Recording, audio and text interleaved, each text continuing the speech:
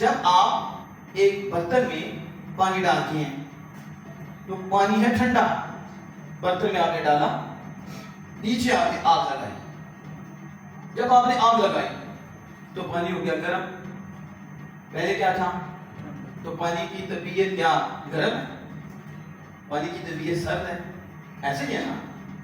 اور آگ کی طبیعت میں گرمی ہے.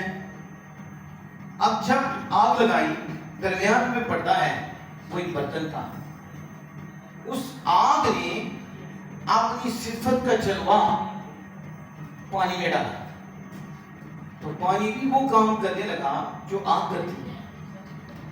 یعنی آگ جلاتی ہے تو پانی بھی جلاتا، پانی بھی آگ والا کام کرنے لگا. اب کوئی عقل مند ایسا نہیں جو کہے کہ آگ پانی میں آ گئی. ہاں آئیے پانی میں آگ نہیں ہے تو وہ کیا کہیں گے؟ آگ کا اثر پانی میں ہے.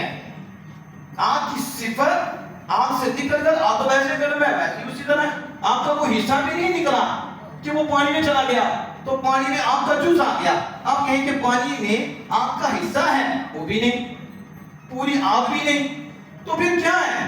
کہیں کہ پانی کا اثر، پانی کا جلوہ جب پانی میں آیا، پانی وہی کام کرنے لگا جو آگ کرتی تھی بنا تشبیہ و تمثیل. اللہ کی ذات کی صفات اللہ سے جدا بالکل نہیں، لیکن وہ ذات الہی توجہ فرماتا ہے تو پھر جلوہ ملتا ہے، اثر ملتا ہے. اور پھر جب بندے اس کے قریب ہو جاتے ہیں پھر وہ اپنے جلووں سے اور اپنے نور سے ان کے ظاہر باطن کو روشن کر دیتا ہے. ان میں اللہ عز و جل کی صفات کے جلوے نظر آتے ہیں. اب سمجھ آ گئی؟